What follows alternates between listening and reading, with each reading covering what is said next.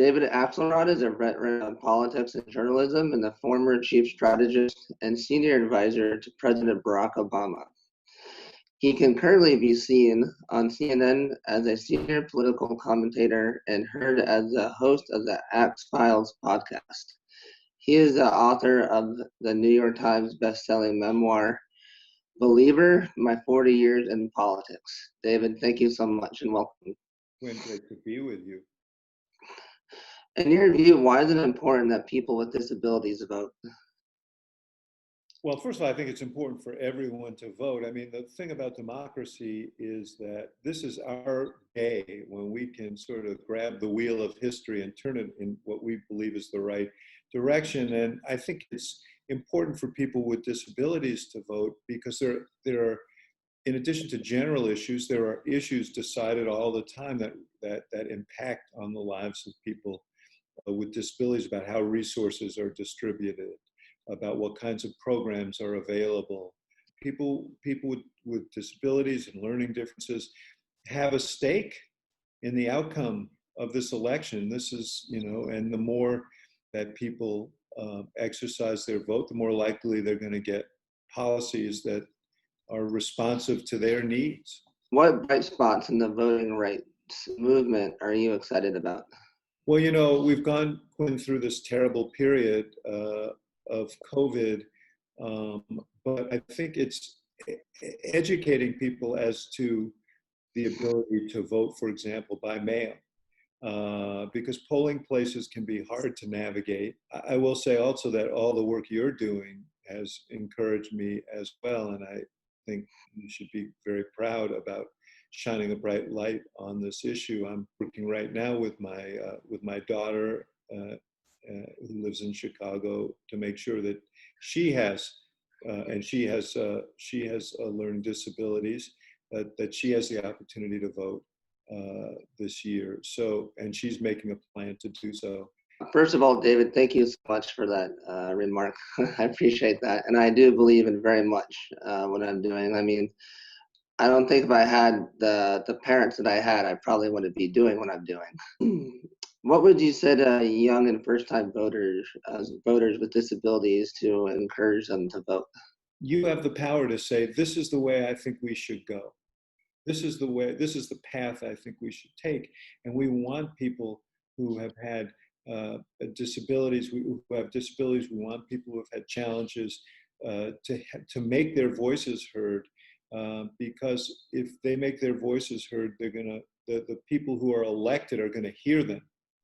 And we're going to get better policies, more progressive policies as relates to people with disabilities. It's so important. It's important to fulfill your mandate as a citizen, but it's also important from the standpoint of enlightening our policymakers that there is tens of millions of people with disabilities, with learning differences, whose needs and concerns need to be heard.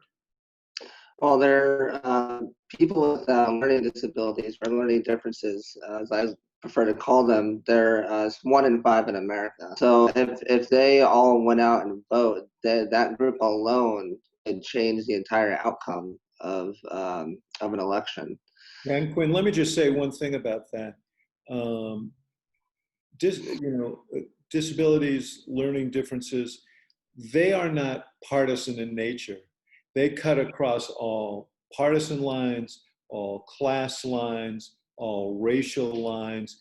They touch every family in some way or another, or every extended family.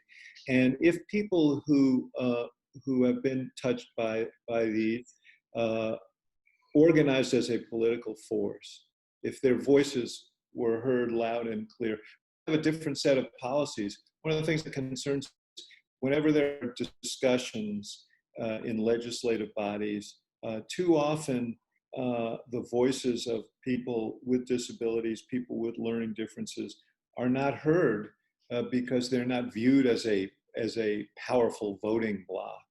What is your voting plan, and why is it important to have a voting plan, especially this year? This year is particularly difficult because of the COVID-19 virus. People are understandably worried about going to crowded places, and so more people are going to try and vote by mail or go to a polling place early voting on one of the early voting days when the polling place will not be as crowded. And in order to execute on that, to make it happen, you have to have a plan. You asked me about my own plan. I've applied for my ballot. I'm in New York now because of the election. So I'm here for CNN, and I vote in Illinois. So I'm waiting for I've applied for, I know it's been processed, my absentee ballot. And as soon as I get it, I will fill it out and return it so I know that it's going to be counted.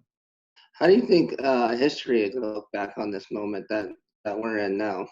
You know, I think history will look back at this moment with a mixed verdict, because out of this moment has come lots of positive things like what we discussed earlier, a real effort on the part of people like you and others to make sure that everybody's voice is heard, that people vote. We've seen a lot of heroes emerge here during this COVID crisis, people who have risked their own lives to help other people. And it is really inspiring to see. I think history will also record that we didn't do enough, fast enough, to deal with the crisis we face, and that there were people, both people here in our country and people from other countries who don't wish us well, who are trying to make our voting process harder instead of easier, and history is going to frown on that. So there'll be a mixed verdict. But, you know, I tend to want to focus on people. And wherever you look, you see inspiring people who are trying to do the right thing, trying to help others as you're trying to help others. And that makes me hopeful about the future. Speaking of which, David, what's next for you? Well, I'm trying to get, like everyone else, I'm trying to get through this election. I run this Institute of Politics at the University of Chicago. That is an ongoing pursuit of mine. I'm going to stick with CNN. I do podcasts, but most of all, Quinn, I look forward to spending more time with my family, with my daughter Lauren, who I mentioned earlier. I have 2 sons. I have 2 grandchildren, and a splendid wife, my wife Susan, who's been very active on behalf of people with disabilities and learning differences, and also people with epilepsy, which is a challenge that Lauren has had. I've got a wonderful family, and I can't wait to get home and spend more time with them. I actually had epilepsy as a kid myself, so I obviously don't really remember it. But just from what I hear from my parents, it was very difficult for my parents. Yeah, well, I'm glad you don't remember it, and I'm glad you're not dealing with it. Dealing with it now. David, thank you so much for your time. I really appreciate it. Very happy to be here, Quinn, and congratulations on all your good work. Thank you so much.